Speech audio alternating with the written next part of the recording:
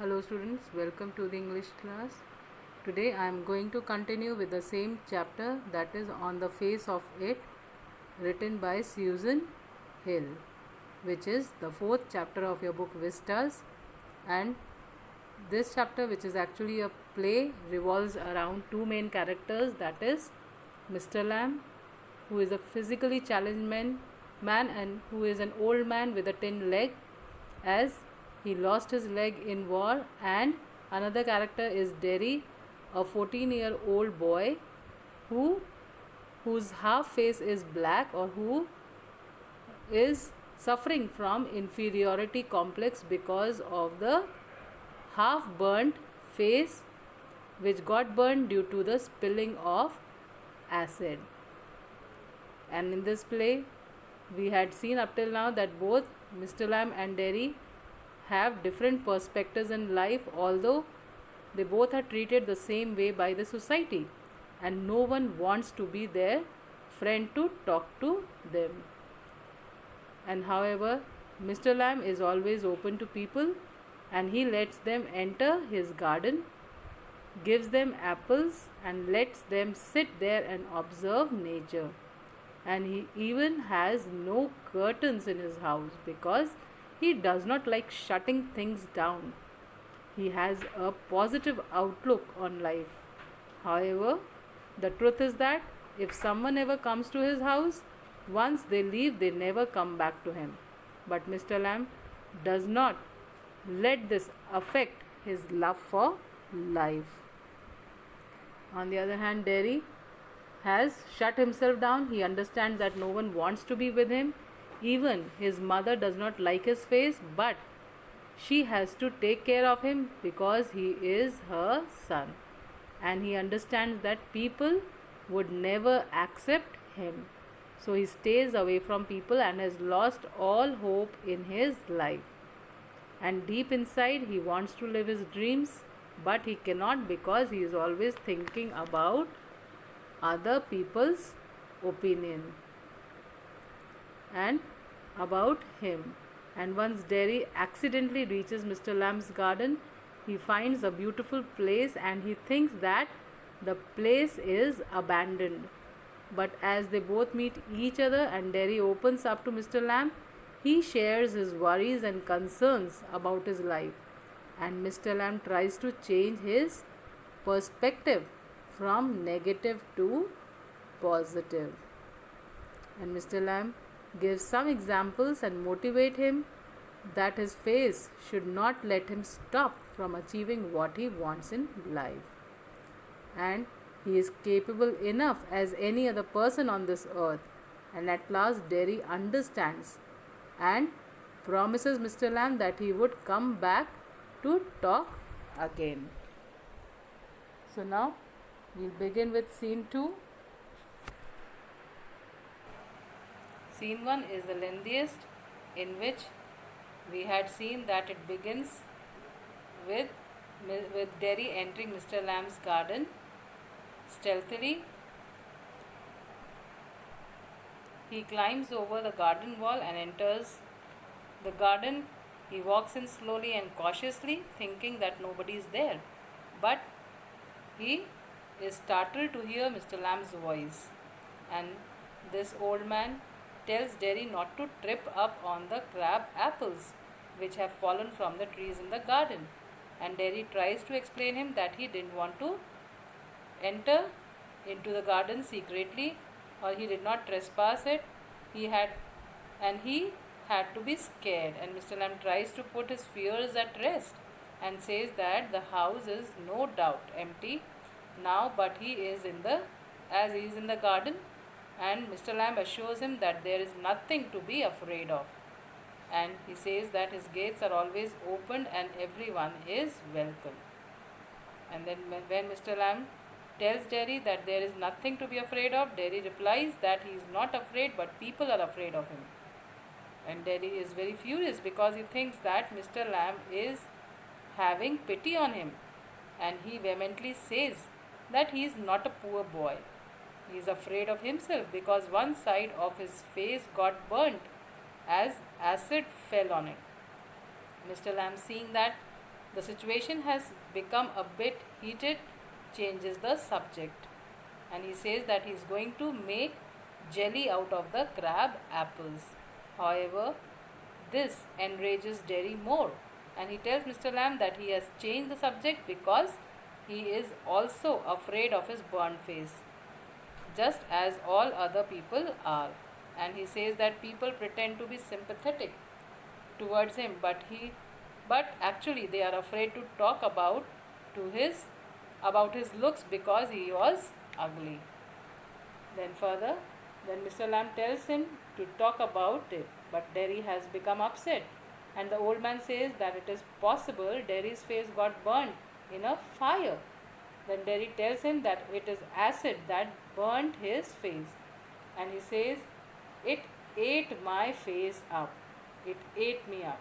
So Derry is confused at Mr. Lamb's indifference and asks him if he is not interested.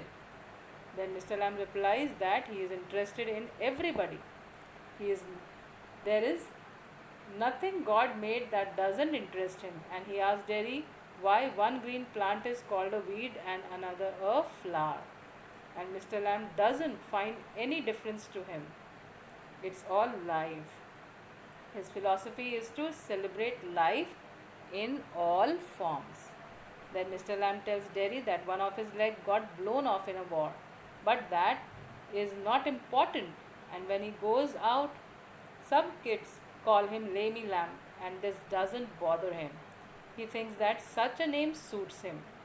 Then Derry says that Mr. Lamb should cover his thin leg with his trousers and none would notice it or stare. But Derry could not cover his face.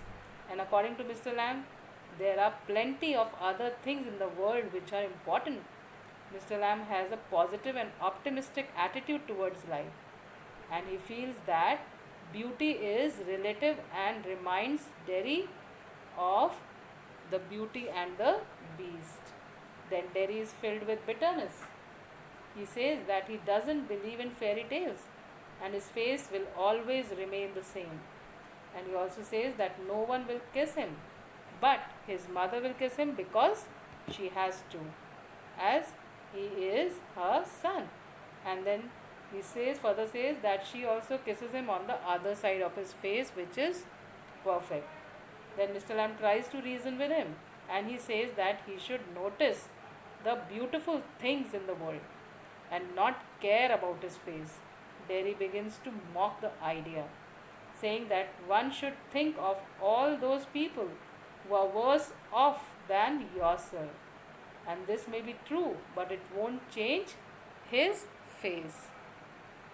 Then Derry narrates an incident which happened at the bus stop, and as he heard two women talk about his face, and one of them said, "Look at that, that's terrible thing.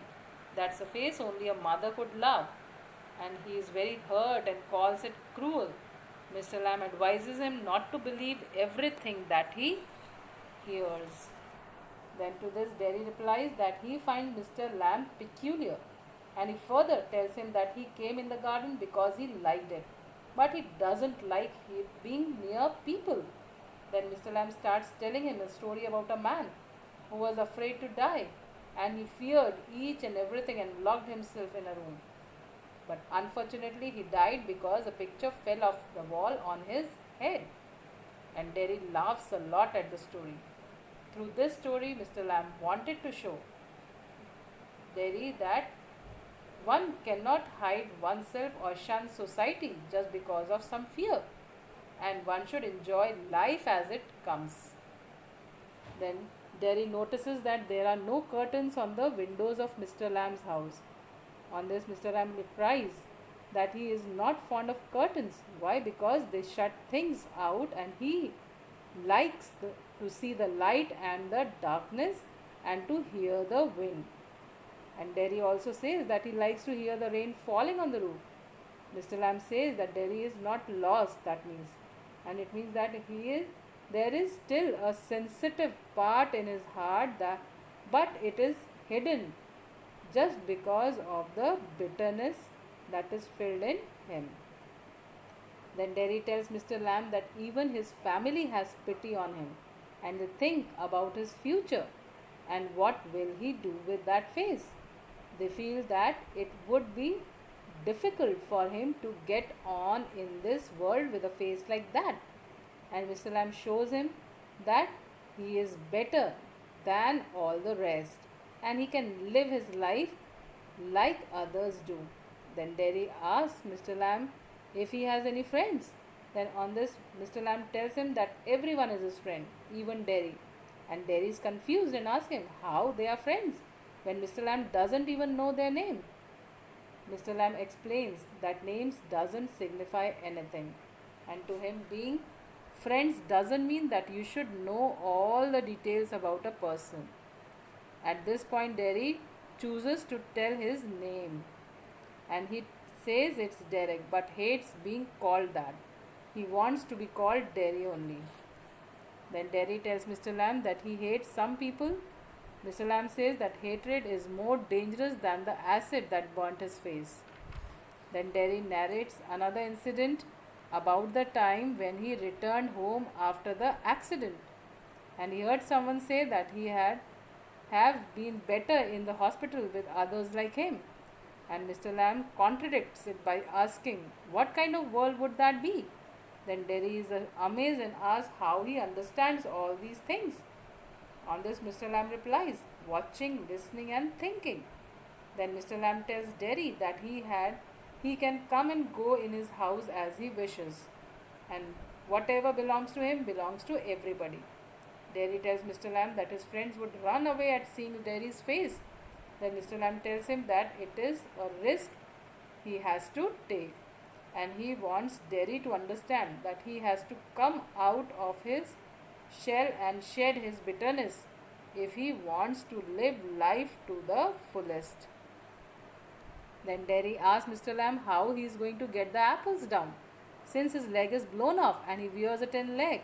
Then Mr. Lamb assures him that over the years he has learned a deal with his handicap, and Derry says that he could help him. But his mother won't allow him to come out once he gets home. Then Mr. Lamb tells Derry that it is not Derry's mother but Derry's bitterness and hesitation that won't let him go out. And Derry tries to give the reason by saying that people worry too much and his house is 3 miles away. And Mr. Lamb excites Derry by saying that he is a young boy and he could do anything if he chooses to. And the power of choosing what one wants lies in one's own hands. And a small altercation takes place between them. Then Mr. Lamb says that Derry doesn't have the guts to fight the odds and his burnt face is just an excuse. Then Derry becomes infuriated and mocks the tin leg of Mr. Lamb and he promises to return to the garden. So now let's move on to scene 2. Now let's begin with scene 2. In scene 2 we can see that this scene begins with Derry having a conversation with his mother. It is a hot conversation as he is fighting with his mother because he wants to return to Mr. Lamb as he had promised him, and his mother is not allowing him to go. So now let's read what happens between Derry and his mother. So mother says, you think I don't know about him? You think I haven't heard things? Derry, you shouldn't believe all you hear. Mother, been told, warned. We've not lived here 3 months, but I know what there is to know and you are not to go back there. Derry, what are you afraid of? What do you think he is? An old man with a tin leg? And he lives in a huge house without curtains and has a garden. And I want to be there and sit and listen to things. Listen and look. Mother, listen to what? Derry, bees singing, him talking. Mother, and what's he got to say to you? Derry, things that matter, things nobody else has ever said, things I want to think about. Mother, then you stay here and do your thinking. You are best off here. In these lines now, mother asked Derry what did he think of her, and she told him that she had already heard about Mr. Lamb. Derry told her not to believe what others said, but she warned him that she knew what was required to be known about any person and therefore asked him not to go back. Derry asked her the reason of her fear. He told her that Mr. Lamb was just an old man with a tin leg and had a big house without curtains and garden. He said that he wanted to go back and listen to things, and his mother was curious to know that what was it that he wanted to listen from Mr. Lamb, and he replied that he wanted to hear bees singing and wanted to listen to what Mr. Lamb said. But she didn't find it suitable, and so she told him to stay at home and think what about what he wanted to. And she told Derry that people had warned her that Mr. Lamb appears to be an eccentric, that is strange and unusual, but Derry insists that he wants to go to him back for the first time in his life. Someone has shown him the right way, and he wants to talk to Mr. Lamb about things which matter to him, and he wants to sit there and listen to the things. And his mother tells him to stay back at home, but Derry tells her that he hates it, and his mother doesn't react. She simply tells him that he is bound to say such awful things because of his face. And Derry strongly replies that he doesn't care about his face anymore, and the transformation now has begun. So with this conversation we come to know that Mr. Lamb, who is a good judge of others, now knows that his conversation with Derek has started having a positive effect on Derek, and now he springs up a surprise, a challenge before Derek that he will never come back, and his purpose is to help Derek overcome all the hurdles, hesitations and complexes. Now further, Derry says, I hate it here. Mother, you can't help the things you say. I forgive you. It's bound to make you feel bad things, and say them. I don't blame you. Derry, it's got nothing to do with my face and what I look like. I don't care about that, and it isn't important. It's what I think and feel and what I want to see and find out in here. And I'm going back there only to help him with the crab apples, only to look at things and listen. But I'm going. Mother, you'll stop here. Derry, oh no, because I don't go back there, I'll never go anywhere in this world. And the door slams. Derry runs panting. And I want the world, I want it. The sound of his panting fades away. So in these lines, now Derry said that he hated to remain at home, and his mother excused him for speaking wrong because he felt bad and so spoke that way. And Derry said that it had nothing to do with his face, and the important thing was how he thought and what he saw or heard. And he announced that he would go back into the garden to help Mr. Lamb with the crab apples. And his mother tried to stop him, but he ran away, shutting the door behind him. So now let's see further what happens after Derry reaches Mr. Lamb's garden. So now we'll move on to scene 3. Scene 3 is set in Mr. Lamb's garden, and Derry, when reaches over there, he's panting, he's tired, he has run a long way, so he is out of breath. And then we'll see what happens.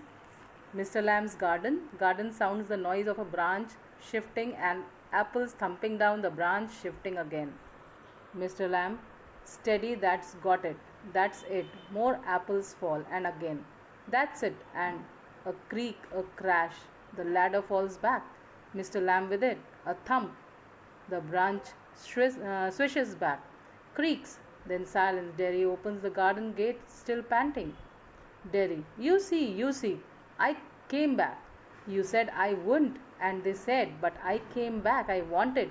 He stops dead. Silence. Mr. Lamb, Mister, you. He runs through the grass, stops, and kneels down. Mr. Lamb, it's all right. You fell. I'm here. Mr. Lamb, it's all right. And there's silence. I came back. Lammy Lamb, I did. I came back. Derry begins to weep. So now in these lines, the word steady means stable, The word creak means a harsh sound of wood, swish is a hissing sound, and panting is quick breaths. So now in this final scene, the third scene, now as Derry he reaches Mr. Lamb's garden, then there was a sound of branches, and Mr. Lamb was talking to himself while he was plucking the apples, and suddenly a harsh sound of cracking wood was heard, and the ladder fell on the ground, and Mr. Lamb fell too. Then Derry opened the gate. He was still breathing rapidly and declared to Mr. Lamb that he had returned. He looked at him and found him lying on the ground. And then he went near him and tried to talk to him, but no one replied. There was complete silence as Mr. Lamb had fallen and died. Derry kept on calling him by his name and suddenly started crying. He did so because he realized that Mr. Lamb was dead. So we can say that in the final scene, when Derry finds Mr. Lamb lying on the ground and comes to know that he is dead, he feels very sad because he had lost his very good friend, and Mr. Lamb was his only friend. So in these lines we can say that there is an irony, and the irony is that perhaps Derek's apprehensive have proved prophetic, real. He was scared or that Mr. Lamb might not fall down while breaking the crab apples, and the same thing happened. Mr. Lamb has fallen down along with the ladder and does not respond to Derek's words. Perhaps he is dead, but he has trained and tutored one of the next generation to carry on his good work before passing off to the next world. So this was the main essence of the play. Now we'll discuss the message. What is the main message of this? We can say that the moral of the story is that ones who are physically challenged and disabled must focus on the brighter side of life, and they must not brood over the shortcomings they have. They should not lament over what? The handicap that they suffer from. And besides, the society must accept them the way they are, and they must be helpful towards them and expand their social interaction. Therefore, they can fight the loneliness, disappointment, and depression. Now, let us discuss the theme of this chapter. So, the theme of this play, we can say that the people who suffer from disabilities must always look at the bright side of things and adapt reality of life bravely, and at the same time the actual pain or inconvenience that is caused by a physical impairment is often much less than the sense of alienation felt by the person, and the disabled need support and acceptance and not our pity. The title on the face of it is used to mean that something seems to be good, true, etc. But that needs to be changed when you know more about it. Or we can say that appearances are deceptive, and most often we go on dealing with impressions and prejudices about other without caring to know about them actually. And people know Mr. Lamb as a lonely, eccentric, lame, lone old man, but in reality he is a very kind and generous man who belongs or who longs for the company, and he loves his fellow human being along with all the other creations of God. Similarly, Derek appears to be an abominable, and he is very you can say that he is suffering from inferiority complex because of his ugly face with a huge scar on his face, and he thinks that no one loves him because he looks ugly and no one likes to be friend with him. He is the object of other people's hateful stares, ridicules, and neglect, and even his mother does not dare to kiss him on the cheek with a scar. Yet this boy, who is suffering from an acute inferiority complex, has a tender and sensitive heart, and he wants to love and be loved. Fortunately, he meets Mr. Lamb, who transforms him with his healing touch.